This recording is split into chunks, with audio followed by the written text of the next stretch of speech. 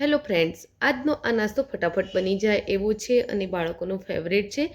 તો friends, રેસીપીને last સુધી જોજો. રેસીપી ગમે તો વિડીયોને લાઇક અને શેર કરજો.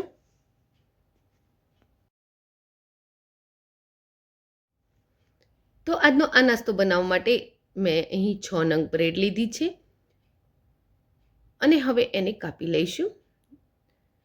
તો પહેલાં એને આ રીતે આપણે ઊભી કાપી લઈશું.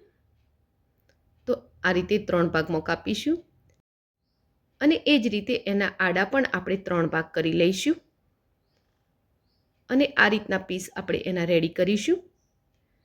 તો આ જ રીતે આપણે બીજા પીસ પણ રેડી કરી લઈશું. તો ફ્રેન્ડ્સ, રેસીપીને આગળ જોઈએ તે પહેલાં એક રિક્વેસ્ટ છે. જો તમે મારી ચેનલ પર નવા છો અને હજુ સુધી મારી ચેનલને સબસ્ક્રાઈબ નથી કરી તો કરી લો. બાજુમાં આપેલા બેલ આઇકનના નિશાનને ટચ કરી ઓલના નિશાન પર ક્લિક કરો, જેથી કરીને તમને મારા નવા વિડીયોની નોટિફિકેશન મળતી રહેશે. હવે આપણે પેનમાં મોટી 2 ચમચી જેટલું તેલ લઈશું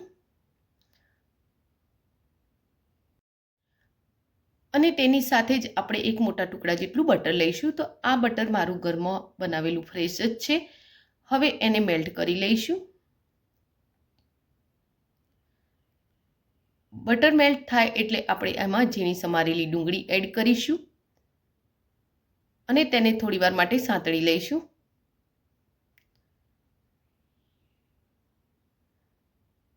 ડુંગળી સતળાય અને એનો કલર ચેન્જ થવા લાગે એટલે આપણે એમાં 1 ચમચી લસણની પેસ્ટ એડ કરીશું અને 2 નંગ એકદમ ઝીણા સમારી અને મરચાં એડ કરીશું. તો આ મરચાં તીખા છે એટલે એકદમ ઝીણા સમારી લીધા છે. હવે આ બંને વસ્તુને થોડીવાર માટે આપણે સાંતળી લઈશું.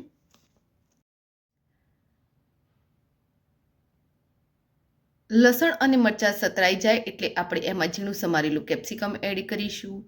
ત્યારબાદ એમાં ઝીણું સમારેલું આપણે ટામેટું એડ કરીશું.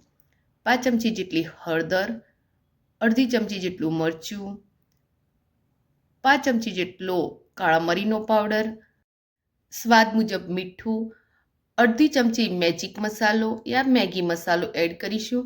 ત્યારબાદ એમાં 2 ચમચી રેડ ચીલી સોસ અને 3 ચમચી ટોમેટો કેચઅપ એડ કરીશું. હવે આ બધી જ વસ્તુને સારી રીતે હલાવી પહેલાં તો મિક્સ કરી લઈશું અને એને થોડી વાર માટે આપણે સાંતળી લઈશું. એટલે કે આપણે જે ટામેટાં અને કેપ્સિકમ નાખ્યા છે એ થોડા સતળાઈ જાય ત્યાં સુધી આપણે એને સાંતળવાનું છે. તો ફ્રેન્ડ્સ, તમને મારી રેસીપી ગમતી હોય તો વિડીયોને લાઇક અને શેર કરો અને કોમેન્ટ બોક્સમાં પણ મને જરૂરથી લખો કે તમને મારી રેસીપી કેવી લાગે છે. હવે આ બધું જ સરસ સતળાઈ ગયું છે. તો આપણે જે પાવના ટુકડા કરીને રાખ્યા છે એ આમાં એડ કરી લઈશું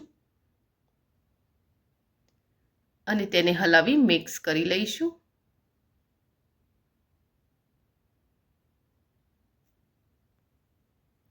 જેમ જેમ બ્રેડ ગ્રેવી સાથે મિક્સ થતી જશે તેમ તેમ ગ્રેવી સાથે સારી રીતે સેટ થઈ જશે.